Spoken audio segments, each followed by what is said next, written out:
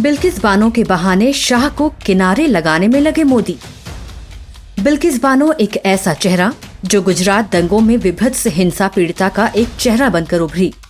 वो महिला जिसका न सिर्फ बलात्कार किया गया बल्कि उसकी 3 साल की बच्ची और परिवार के 7 लोगों की नृशंस हत्या कर दी गई।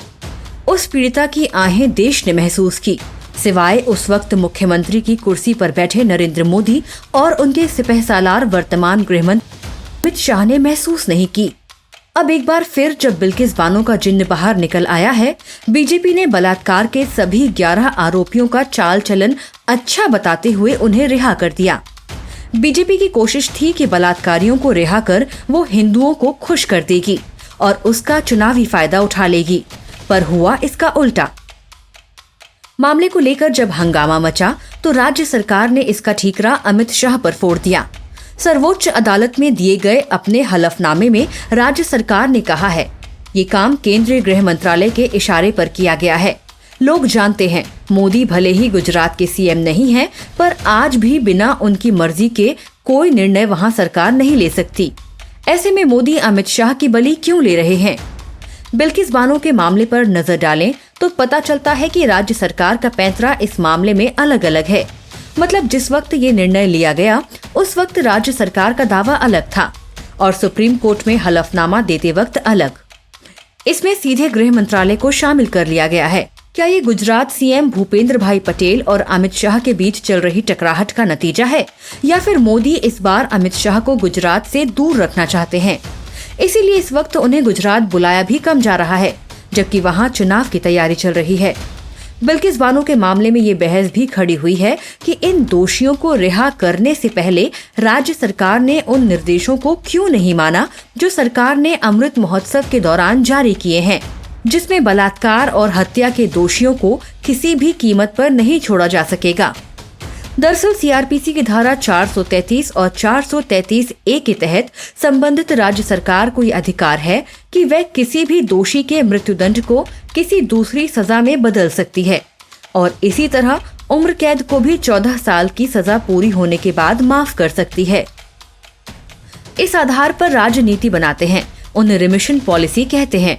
अपराधियों को रिहा करते वक्त मीडिया में छपी खबरों के हिसाब से राज्य सरकार की तरफ से जो जानकारियां दी गई थी उसके अनुसार बिल्किस बानो वाले मामले में 11 दोषियों में से एक राधेश्याम भगवान दास शाह ने सीधे गुजरात हाईकोर्ट में अपील दायर की थी, जिसमें कहा गया था कि रिमिशन पॉलिसी के तहत उसे रिहा किया जाए।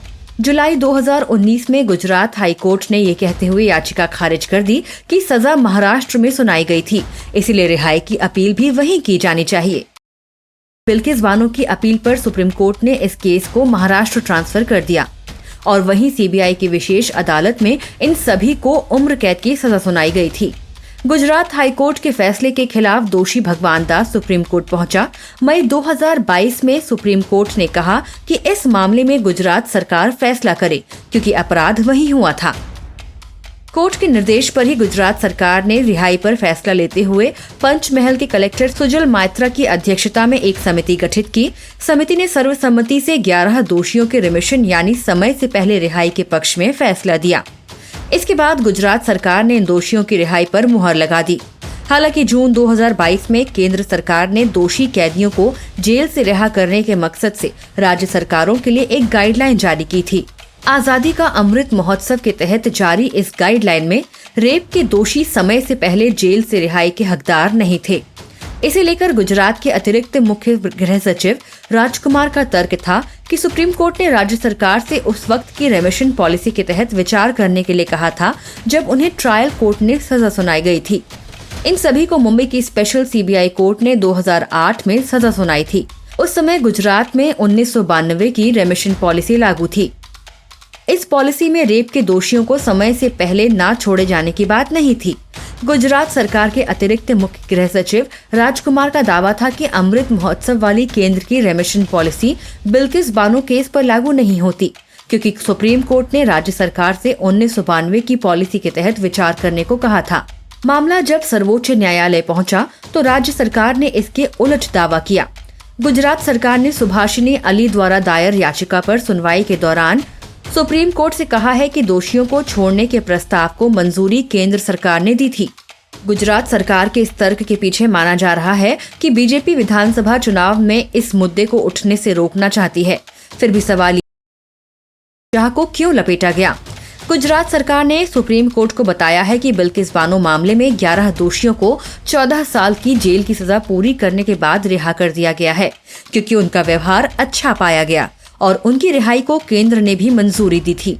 खास बात यह है कि हलफनामे के अनुसार जिन कैदियों को अच्छे व्यवहार के लिए रिहा किया गया है, उनमें से एक कैदी जब 2 साल पहले पैरोल पर रिहा हुआ था, तब उस पर एक महिला के साथ जबरदस्ती करने का मामला दर्ज हुआ था। ये केस अभी भी चल रहा है।